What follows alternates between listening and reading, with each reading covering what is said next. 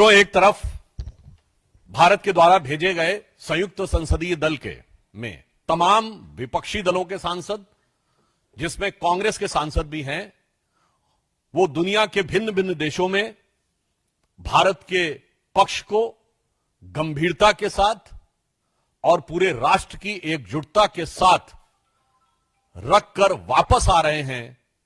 और दूसरी तरफ कांग्रेस के स्वघोषित स्वनामधन्य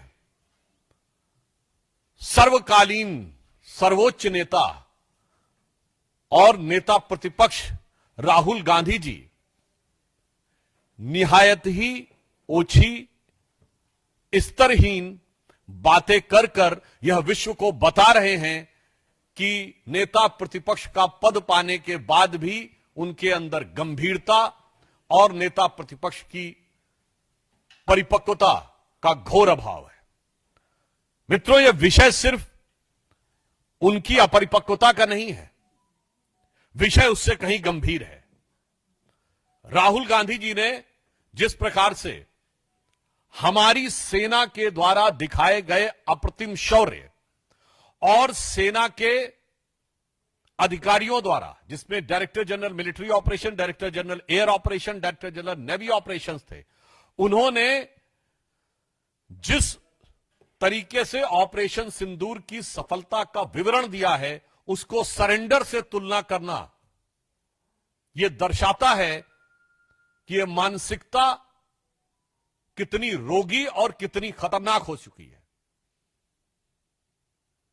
मुझे इस बात पे आश्चर्य हो रहा है कि अभी तक कांग्रेस के नेता पाकिस्तानी मीडिया में सुर्खियां बटोरने में लगे हुए थे, पाकिस्तानी संसद में उनके बयान कोट किए जा रहे थे। राहुल गांधी जी का नाम तो और बयान तो भारत के विरुद्ध पाकिस्तान अपने डोजियर में यूज कर चुका है, परंतु पहली बार राहुल गांधी जी ने ऐसा बयान दिया है जो पाकिस्तान के सेना प्रमुख ने भी नहीं बोला, पाकिस्तान के किसी आतंकी संगठन ने भी नहीं बोला, मौलाना मसूद अजहर ने भी नहीं बोला और हाफिज सईद ने भी नहीं बोला। इसमें से किसी ने यह शब्द नहीं बोला है कि भारत ने सरेंडर किया है, बल्कि उन लोगों ने अपनी अपनी तकलीफों का इजहार गाहे बगाहे किया है। अगर इसके बाद ये बोल रहे हैं तो मैं पूछना चाहता हूं, क्या आप उन नेताओं से एक कदम आगे जाना चाह रहे हैं? यानी अभी तक तो आप पाकिस्तान के लोगों को, पाकिस्तानी सेना और पाकिस्तान के आतंकी संगठनों को कवर फायर देते थे, अब उनके सिरमौर भरने की कोशिश कर रहे हैं। एक हिंदी में कहावत होती है, नया मुल्ला प्याज ज्यादा खाता है, मगर यहां गैर मुल्ला इस कदर प्याज खाने में लगा हुआ है कि उसे लग ही नहीं रहा है कि यह देश के स्वाभिमान और सेना के शौर्य और सेना का कितना भीषण अपमान कर रहा है। मैं पूछना चाहता हूं, वैसे राहुल गांधी जी की बुद्धिमत्ता और विवेकशीलता पर आप सभी लोग परिचित हैं। मात्र एक वर्ष पहले की बात है, आज 4 जून है। 4 जून को चुनाव परिणाम आए थे। तीसरे अटेम्प्ट में 3 अंक न पाने को, जिसको अद्भुत सफलता नजर आ रही हो और पटाखे फोड़ने शुरू कर दिए हो, और तीसरी बार प्रधानमंत्री बनने पर जिसको पराजय नजर आ रही हो, उसकी कितनी समझ है और उसका कितना विवेक है, यह भली भांति समझा जा सकता है। राहुल गांधी जी का यह कहना सेना का सरासर अपमान है। मैं कांग्रेस पार्टी से पूछना चाहता हूं, ऑपरेशन सिंदूर की सफलता की घोषणा सेना ने की है, भारत सरकार ने नहीं की है, भारतीय जनता पार्टी के किसी प्रवक्ता ने नहीं की है। जैसे आपके प्रवक्ता अब अचानक सोकर जागने लगे, अपने जमाने क्या क्या बातें बोले, तो मैं पूछना चाहता हूं, आपने सरेंडर शब्द यूज करके सेना का अपमान किया है या नहीं? क्योंकि सीधे सीधे जब आपने सेना के बयान को सरेंडर से तुलना किया है, इसका मतलब भारत और भारत की सेना का सर झुकाने का वो काम और इसके लिए वो शब्द जो पाकिस्तान की सेना, पाकिस्तान के आतंकवादी संगठन और यूएन सिक्योरिटी काउंसिल के द्वारा डिजिग्नेटेड आतंकवादी जैसे मौलाना मसूद अजहर और हाफिज सईद भी नहीं बन कर पाए हैं, तो आप क्यों उनके मुहाफिज बनने की कोशिश कर रहे हैं? और मैं दूसरा बताना चाहता हूं राहुल गांधी जी से कि अगर आपको यह समझना है सरेंडर, तो याद करिए राहुल गांधी जी केवल 2 साल पहले आप विदेश में गए थे और आपने कहा था, why the defenders of democracy America and Europe are silent and not interfering in India. यह था सरेंडर। 15 जुलाई 2011 को आपने कहा, it's impossible to totally control terrorism. यह था आतंक के आगे सरेंडर। 26/11 के हमले के बाद आपकी सरकार ने शर्म शेख में कहा कि कंपोजिट डायलॉग प्रभावित नहीं होगा आतंकी घटनाओं के साथ। यह था आतंक की मानसिकता के साथ सरेंडर। 1995 में नरसिम्हा राव सरकार के समय एक फोन आया और भारत ने अपना एटॉमिक एक्सप्लोजन रोक दिया। यह था सरेंडर। 1971 में 93,000 प्रिजनर ऑफ वॉर थे। 1971 में 93,000 प्रिजनर ऑफ वॉर थे। फिर भी पीओके क्यों सरेंडर कर दिया? छंब का 160 किलोमीटर का एरिया जीता हुआ क्यों सरेंडर कर दिया? 13,000 किलोमीटर पाकिस्तान के पंजाब और सिंध का जीता हुआ क्यों सरेंडर कर दिया? 54 हमारे सैनिकों को वापस नहीं लिया, उन्हें क्यों सरेंडर कर दिया? 1965 में जीता हुआ हाजीपीर का दर्रा सरेंडर कर दिया। लाहौर से 20 किलोमीटर दूर तक सेना पहुंच गई थी, वो सरेंडर कर दिया। 62 में तो क्या क्या सरेंडर कर दिया। 19 नवंबर 1962 को जवाहरलाल नेहरू का कैनेडी को लिखा गया लेटर है, जिसमें उन्होंने सीधे कहा है कि अमेरिका आकर अमेरिकन पायलट्स हमारी एयरफोर्स को संभाले, जो 2010 में डिक्लासिफाइड हुआ है कैनेडी लाइब्रेरी के द्वारा। 1960 में सिंधु का 80% पानी सरेंडर कर दिया। 1948 में आपने कश्मीर का एक हिस्सा सरेंडर कर दिया। 1947 में मुस्लिम लीग के आगे 1/3 सरेंडर कर दिया। तो राहुल गांधी जी, आपकी पार्टी और आपके खानदान के कारनामे आजाद हिंदुस्तान के कैलेंडरों में सरेंडर से भरे पड़े हैं।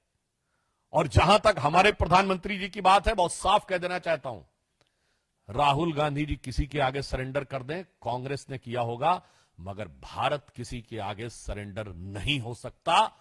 हम विश्व की एकमात्र ऐसी सभ्यता है जो हजारों सालों के आक्रमण के बाद भी आज जीवंत हैं, जिसे आप मानने को तैयार नहीं। हमारे प्रधानमंत्री श्री नरेंद्र मोदी भारत माता के उस शेर की तरह हैं। आपको पता होगा, एक संस्कृत का वाक्य है, नाभिषेको न संस्कारो सिंहस्य क्रियते मृगा विक्रमार्जित राजत्स्य स्वयं एवं मृगेंद्रता। मृगेंद्र शेर के लिए होता है और उसके अंदर स्वयं वो क्षमता होती है। तो हमारे प्रधानमंत्री श्री नरेंद्र मोदी जी भारत मां के शेर, अर्थात हमारे नरेंद्र भारत मां के मृगेंद्र हैं। और आपके खानदान के सरेंडर आजाद हिंदुस्तान के कैलेंडर में भरे पड़े हैं। इसीलिए मैं राहुल गांधी जी के लिए यह पंक्ति कहकर समाप्त करना चाहता हूं कि आदतन, फितरतन, शरारतन, व्याकुलता के कारण या कुटिलता के कारण आप प्रधानमंत्री के खिलाफ बोलिए, भारत सरकार के खिलाफ बोलिए,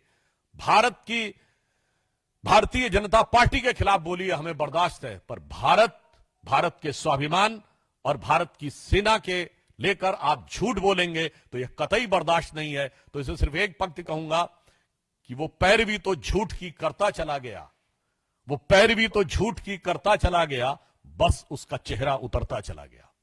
धन्यवाद। मित्रों, प्रश्न आमंत्रित है मोहित Bhatt.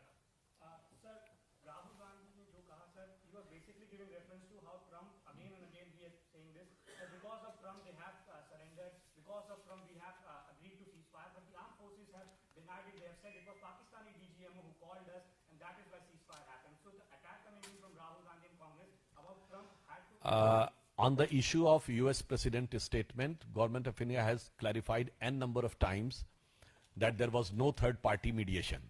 And if they want to believe that whatever the US President was saying, it is correct, then in that he has also mentioned the nuclear conflict.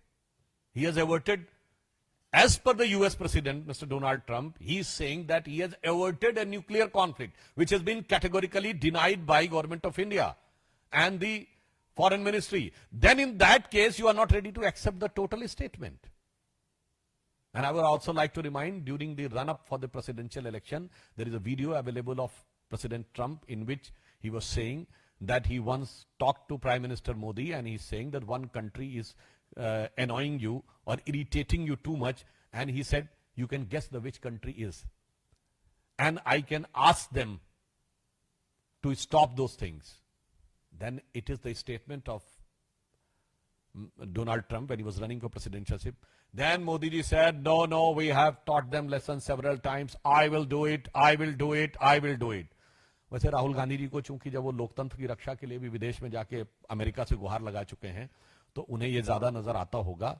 इस कारण से इस संभावना से इनकार नहीं किया सकता. वैसे ऑन द लाइटर नोट मैं कहना चाहूंगा, अमेरिका के राष्ट्रपति ने 31 मई को एक और ट्वीट किया है जिसमें उन्होंने कहा है कि Joe Biden was killed in 2020 और जो 4 साल तक अमेरिका के राष्ट्रपति थे, he was a robot clone. तो मुझे लगता है कि कितना भरोसा, बल्कि मैं अमेरिकी सरकार से भी पूछना चाहता हूं कि भाई ये बयान उन्होंने अपने ऑफिशियल जो ट्रूथ करके उनका एक सोशल मीडिया है उस पर दिया है, तो राहुल गांधी इस पे भरोसा करते हैं नहीं? मुझे लगता है इस पे बता दें तो बेटर रहेगा. वैसे इस तरह के बयान देकर मैं एक बात कहना चाहता हूं.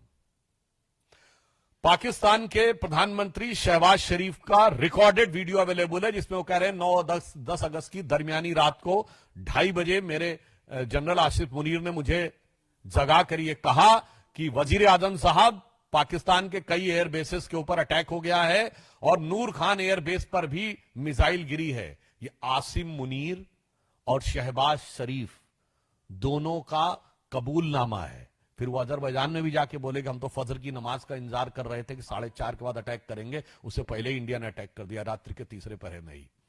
तो मैं पूछना चाहता हूं राहुल गांधी जी से कि शहबाज शरीफ और आसिम मुनीर के इकबालिया बयान के बाद भी अगर आपको समझ में नहीं आ रहा है तो आपको क्या कहा जाए? राहुल शरीफ कहा जाए या राहुल मुनीर कहा जाए? क्योंकि आप तो मुनीर और शरीफ से भी ज्यादा बड़े पाकिस्तान के पक्ष में तकरीर देने वाले नजर आ रहे हैं.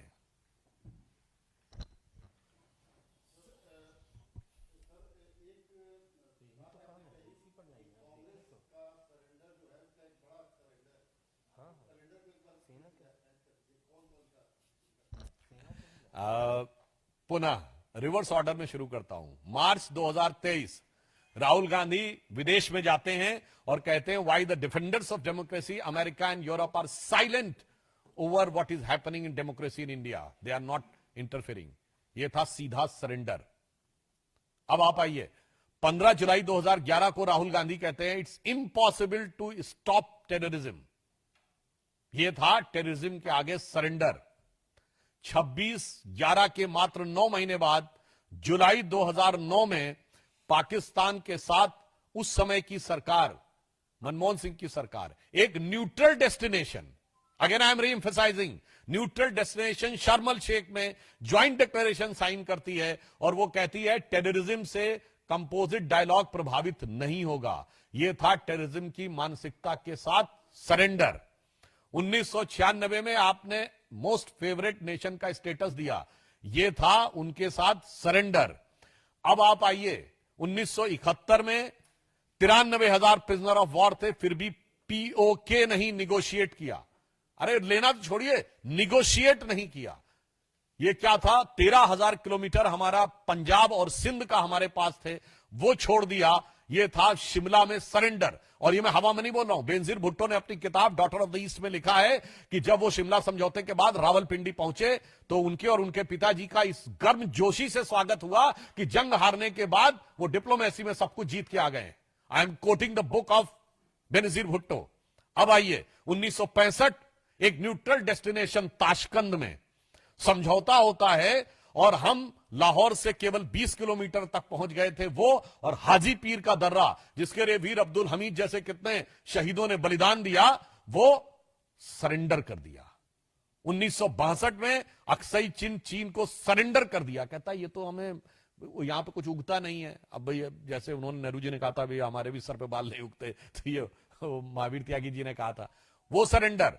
और 19 नवंबर 1962 जवाहरलाल नेहरू ने जॉन एफ कैनेडी को लेटर लिखा है कि आप अपने B-2 बॉम्बर्स भेजिए, अपने एरोप्लेन्स के 2 स्क्वाड्रन भेजिए, अपने पायलट्स भेजिए.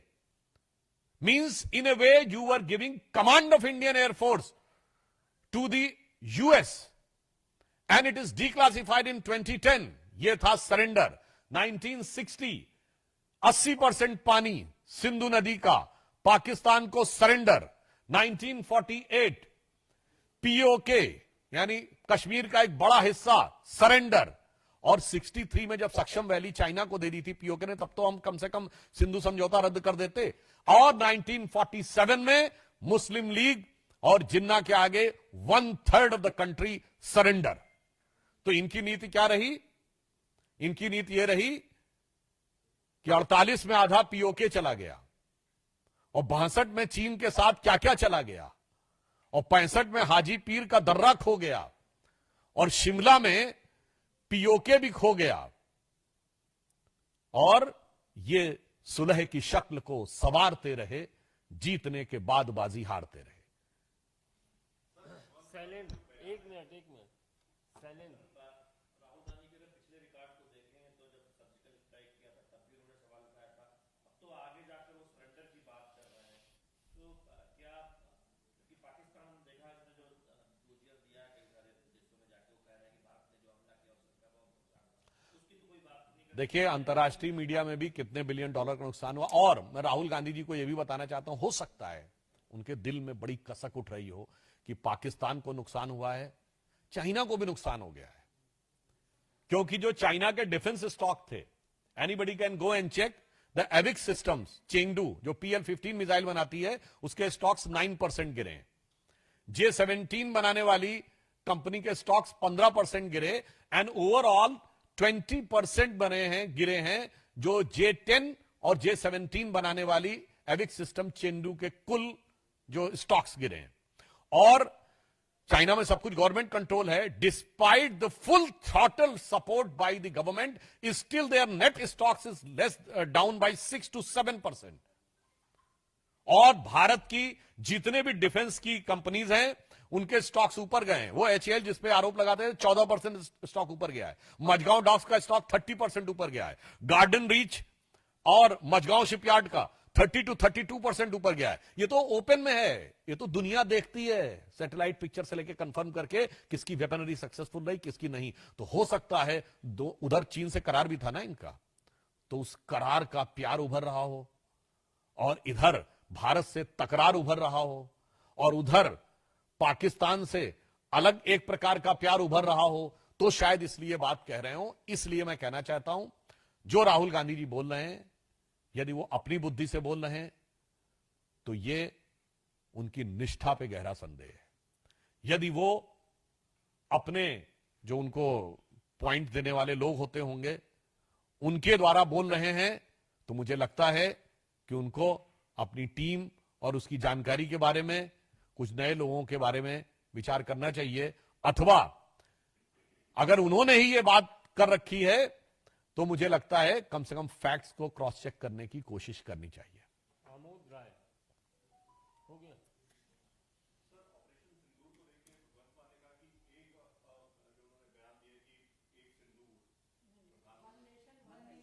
अभी तो इंडी गठबंधन,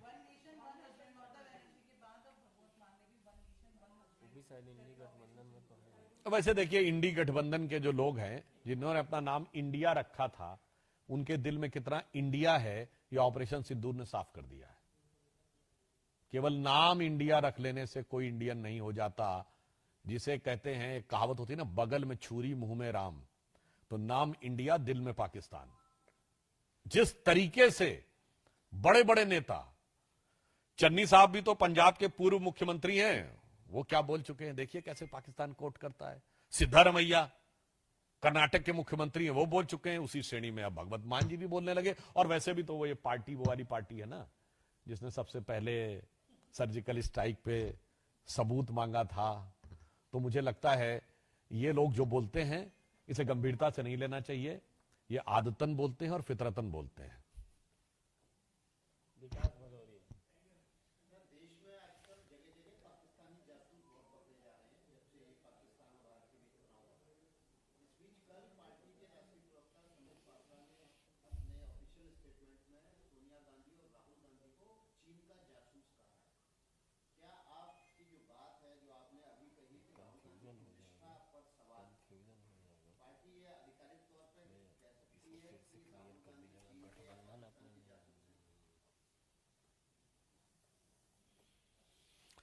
देखिए, जहां तक कौन देश के विरुद्ध काम कर रहा है, जांच एजेंसियां इस विषय को गंभीरता से रखती हैं।